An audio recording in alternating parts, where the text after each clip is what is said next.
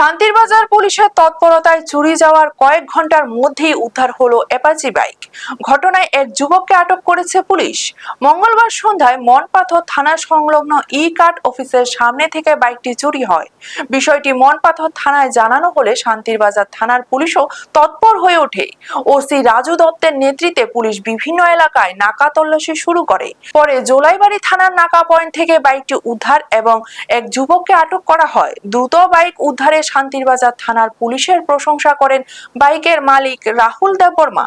Bureau report, news Tatkal 24। Manpathar থেকে তুমি কেমনে আনছো এটা? এটা এই তার লাগাই না দাদা এটা কি চুরি বাইক? হ্যাঁ, তোমার নামটা কি? বিজয় দেববর্মা। বিজয় দেববর্মা।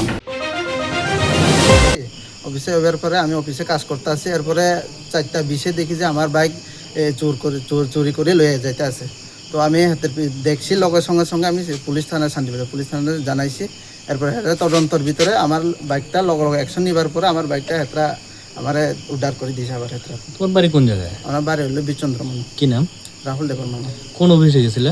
আমি ই কার্ড অফিসে কাজ করি। হ্যাঁ, শান্তিবাজার এই মনপাথর ই কার্ড অফিসে, ই কার্ড অফিসে। ফ্লিপকার্ট অফিসে। আচ্ছা।